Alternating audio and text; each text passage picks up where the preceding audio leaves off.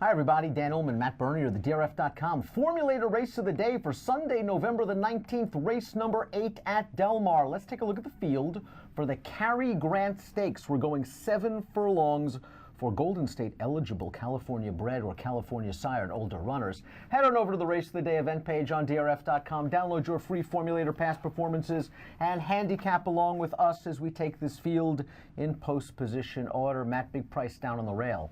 Number 1, Love My Bud.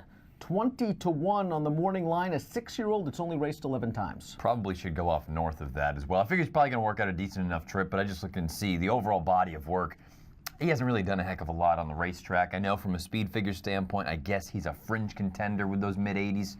I don't think he's good enough. Solid Wager's an old friend. He's been kicking around this level or even against much better horses for a long time now. One of many in here for trainer Peter Miller. This horse was beaten only a length in the Grade 2 Churchill Downs Stakes way back on Kentucky Derby weekend. Since then, things haven't gone right. But if you pick apart the past performances, what chance did he really have in the Met Mile, the Bing Crosby, the Pat O'Brien? Well, I mean, just the caliber of horse that he was facing in those races as opposed to this race on Sunday, it's night and day. I think he fits in here really well, particularly if you believe, like I happen to believe, that there's going to be some engine cooking early on. You're going to have a couple of horses that want to go.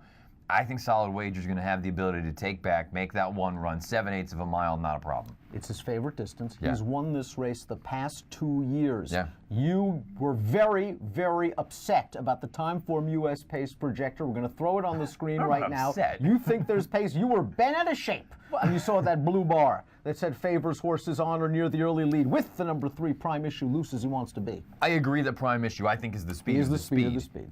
I mean, I just feel like traditional handicapping. I go through this race, and there's speed everywhere. I just have a hard time believing that this race is going to favor someone that's forward. Maybe there's a horse that wires the field like a Prime Issue, but I certainly don't think it's going to be an advantageous pace scenario. And that's the great part about the pace projector. You're supposed to handicap the pace projector as well as the past performances. And if the pace is faster than the projector indicates, like you believe it will be, could set things up very nicely for Solid Wager. This has been a very productive race for him in the past. As for Prime Issue, this is a horse that was in for 40 last time out. He set a very hot pace. He backed up. He ran okay 2 starts back at Fresno going 6 furlongs, but unlike Solid Wager, I don't like him at the 7, and I think he's here to help a fellow Peter Miller grad like a Solid Wager. Yeah, I've got to be honest. I look at him and I say, if there was less speed signed on, maybe he'd be a little bit interesting, but I kind of feel like his job is to make sure that they're going early. Green with Eddie, the number 4, is a very lightly raced 3-year-old that is already a stakes winner at Del Mar during the summer of 2016. As a 2-year-old, he won the Graduation Stakes, but that race preceded a very long layoff.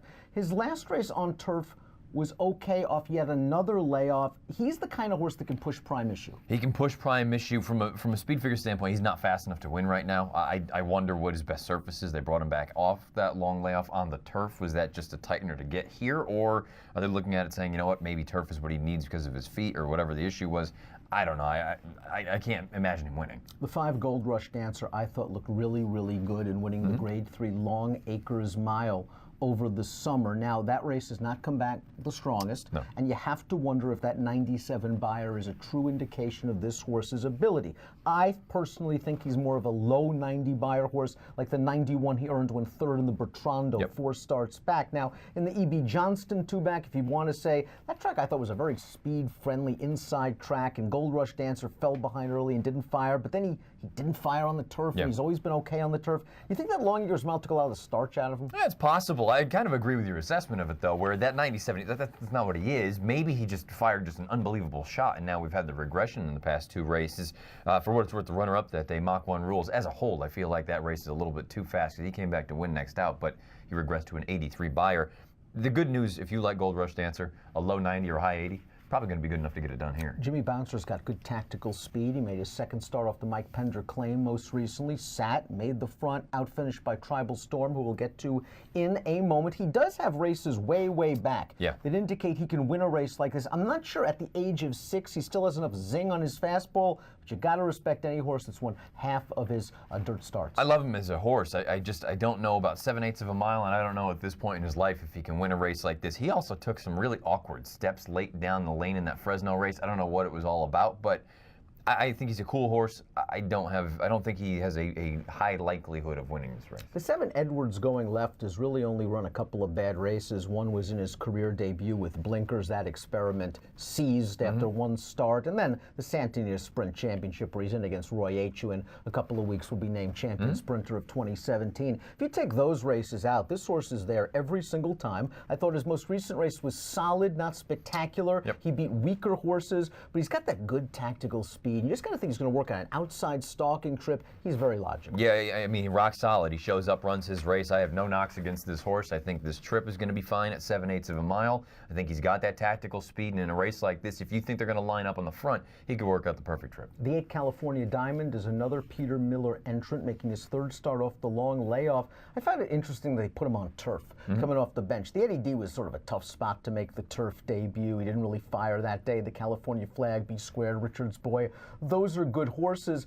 His dirt form is okay. He was second to Mastery in the Bob Hope last year over this course and distance. I'm just not sure where he is from a form standpoint right now. I agree 100%, and I also wonder, too, you have to note, you see the ownership, Rockingham Ranch, Peter Miller. You see another runners in here, Rockingham Ranch, Peter Miller. I can't imagine that they're all just going to go guns blazing early on and duke each other into the ground. I kind of feel like it's a scenario where California Diamond's at least shown the ability to sit a little bit in the past.